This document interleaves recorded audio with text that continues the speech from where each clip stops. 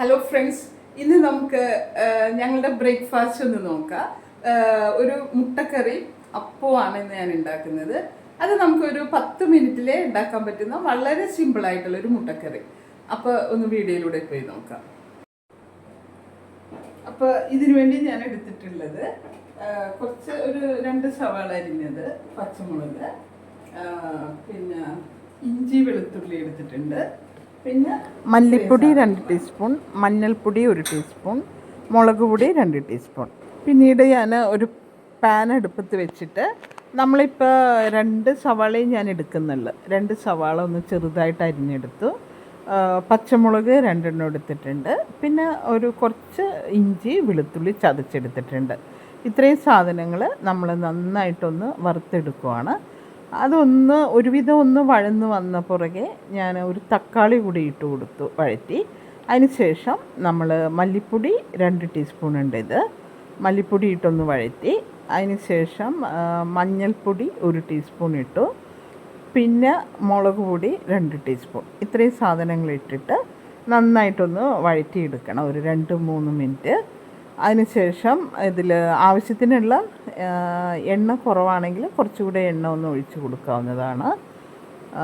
എന്നിട്ട് നമ്മൾ തേങ്ങ വന്നിട്ട് ഞാൻ മിക്സിയിൽ കുറച്ച് വെള്ളം ഒഴിച്ചിട്ട് അടിച്ച് വെച്ചിട്ടുണ്ട്. അത് നമ്മൾക്ക് 2 ട്രിപ്പായിട്ട് തേങ്ങ അടിച്ച് മിക്സിയിൽ വെള്ളം ഒഴിച്ച് അടിച്ചെടുക്കാം. പാല് ആവശ്യത്തിന് ഉള്ളത് എടുത്ത് വെക്കാവുന്നതാണ്. ഇപ്പോൾ ഇതിൽ ഞാൻ എണ്ണ കുറച്ച് കുറവാണ്, അതുകൊണ്ട് കുറച്ചുകൂടെ എണ്ണ ഒന്ന് ഒഴിച്ച് കൊടുക്കുവാണ്, അല്ലെങ്കിൽ അത് പെട്ടെന്ന് അങ്ങനെ കരിഞ്ഞു പോകും. അപ്പോൾ എണ്ണ ഒഴിച്ചിട്ട് നന്നായിട്ടൊന്ന് വഴറ്റിയിട്ട് നമ്മൾ പിന്നെ തേങ്ങാപ്പാൽ എടുത്ത് വെച്ചിട്ടുള്ളത് ഇതിലൊഴിച്ച് കൊടുക്കണം.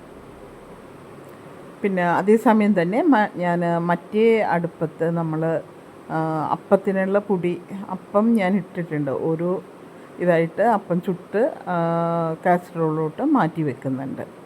അപ്പോൾ എല്ലാ പണികളും എനിക്ക് ഒരേ സമയത്ത് അങ്ങനെ നടന്നു പോക്കുള്ളൂ. പിന്നെ അപ്പത്തിനുള്ള പൊടി അതിലിട്ടിട്ട് ഒന്ന് ചുറ്റിച്ചതിന് ശേഷം മൂടി വെച്ചു. അതിന് ശേഷം നമ്മൾ ഇത് വഴന്ന് വന്നതിൽ നമ്മൾ തേങ്ങാപ്പാൽ അരിച്ചൊഴിക്കുകയാണ്.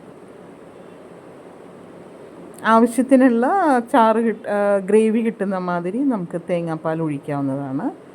അതിനുശേഷം മുട്ട വന്നിട്ട് നമ്മൾ മുട്ടയുടെ തോടെല്ലാം കളഞ്ഞ് 2ആയിട്ട് മുറിച്ച് വെച്ചിട്ടുണ്ട്.